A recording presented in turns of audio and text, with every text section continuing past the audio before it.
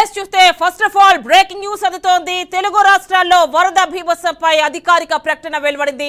ఇప్పటివరకు ఏపీలో మొత్తం 20 మంది మృతి చెందారు. తెలంగాణలో 17 మంది ప్రాణాలు కోల్పోయారు. ఇంకా వరద ముంపులోనే విజయవాడ ఉంది. విజయవాడను బుడమేరు కృష్ణా వరద విజయవాడను ముంచెత్తుతోంది. 2 రోజులుగా వేలాది మంది ప్రజలు నీటిలోనే ఉండిపోయారు. హెలికాప్టర్లు, డ్రోన్లతో బాధితులకు ఆహారం పంపిణీ జరుగుతోంది. ఏపీలో మొత్తం 171 వైద్య శిబిరాలు ఏర్పాటు చేశారు. వరదలకు 136 పశువులు, 59,700 కోళ్లు మృతి చెందాయి.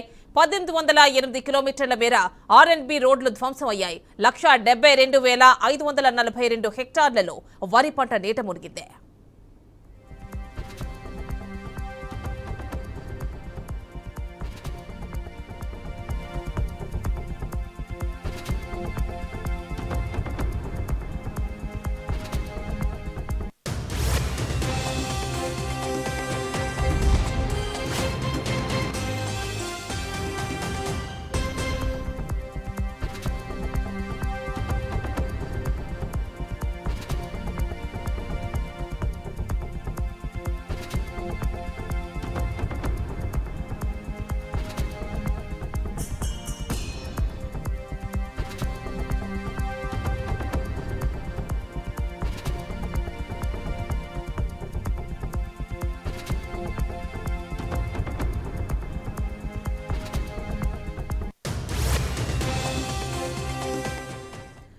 తెలుగు రాష్ట్రాల్లో వరద బీభత్సంపై అధికారిక ప్రకటన వెలువడింది. ఇప్పటి వరకు ఏపీలో మొత్తం 20 మంది మృతి చెందారు. తెలంగాణలో 17 మంది ప్రాణాలు కోల్పోయారు. ఇంకా వరద ముంపులోనే విజయవాడ ఉంది. విజయవాడను బుడమేరు కృష్ణా వరద విజయవాడను ముంచెత్తుతోంది. 2 రోజులుగా వేలాది మంది ప్రజలు నీటిలోనే ఉండిపోయారు. హెలికాప్టర్లు, డ్రోన్లతో బాధితులకు ఆహారం పంపిణీ జరుగుతోంది.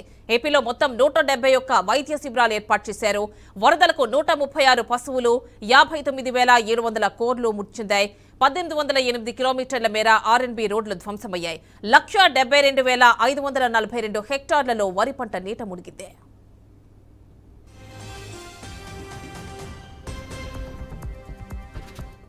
ఇక ఈ అంశానికి సంబంధించి మరిన్ని డీటెయిల్స్ మా అవుట్పుట్ ఎడిటర్ రాము అందిస్తారు.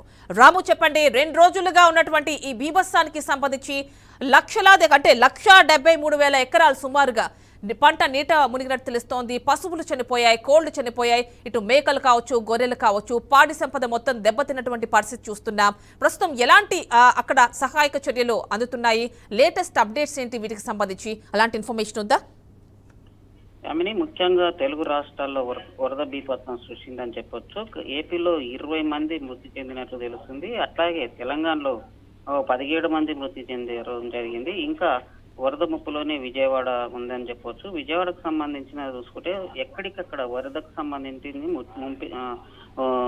భారీ ఎత్తున ఇప్పటికీ బిల్డింగ్లన్నీ వరదలోనే ఉన్నాయని చెప్పుకోవచ్చు. ఏది ఏమైనప్పటికీ గత 2 రోజులుగా విజయవాడ మొత్తం జల దిగ్బంధంతో ఉంది అని చెప్పొచ్చు.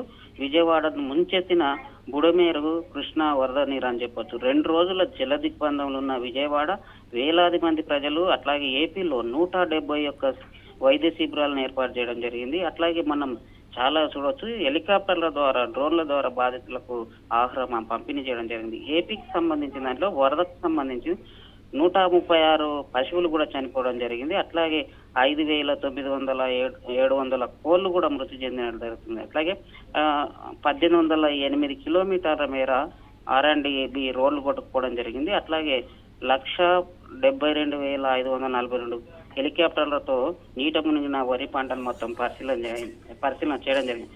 ఏదేమైనప్పటికీ ఈ వరదకు సంబంధించిన ఏదైతుందో తెలుగు రాష్ట్రాలు మొత్తానికైతే ఖమ్మం తీసుకుంటే అటు విజయవాడ ఈ 2 పట్టణాలను జల దిగ్బంధంలో మునిగిపోయినాయని చెప్పొచ్చు. మొత్తానికైతే భారీ ఆర్థిక నష్టం, అట్లాగే ప్రాణ నష్టం జరిగిందని చెప్పవచ్చు. గతంలో ఇట్లాంటి నష్టం ఎప్పుడు జరిగాయి? గత 30 ఏళ్ల తర్వాత ఇది మొదటిసారి అనేది అధికారికంగా ప్రకటించడం జరుగుతుంది. ఏదేమైనప్పటికీ ఈ వరదల వల్ల భారీ ఎత్తున నష్టం జరిగింది అనుకోవచ్చు.